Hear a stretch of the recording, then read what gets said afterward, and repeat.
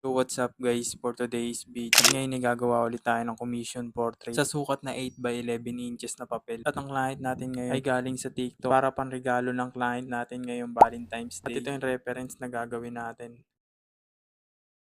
At yun guys, tara simulan na natin to. Bali first time pa lang pala natin ngayon guys makatanggap ng commission portrait na panregalo pag February 14. Kaya salamat kay Sir Roger sa tiwalang ibinigay niya para sa atin. Dahil si Sir nga pala ay paalis na ng Pilipinas ngayong February 26. Kaya naramdaman ko yung halaga ng pyesa na to para sa taong pagbibigyan ni Sir. At congrats nga rin pala kay Sir para sa bagong journey na tatahakin niya sa ibang bansa. Kasi dati rin guys pinangarap ko rin makapagtrabaho sa ibang bansa. Kaso nga lang nag-pandemic nun dati. Kaya hindi natuloy yung mga plano ko na yun. Kaya ito ang napuntahan, nag-drawing na lang. De, joke lang guys. Kaya congrats talaga sa client natin guys. At yun nga pala guys yung update sa page natin na Eric Art. Ay hanggat maaari ay wag muna kayo magme-message doon dahil na-hijack pa yung page natin at kasalukuyang inaayos pa ngayon guys. Kaya kung sakaling may mag-message man sa inyo ay wag nyo na munang replyan. At humingi rin pala ako ng request prayer sa inyo guys na sana maayos na yung page natin. Kaya dito muna tayo mag-upload sa personal na account natin guys. At sa lahat na nakita kong last na nag-direct message doon sa page guys, ay di ko na kayo kaya doon replyan. Kaya dito na kayo sa account na to mag-direct message guys. At yun, dito na pala tayo sa ating the best part guys. At yun, ito na ang ating final result guys.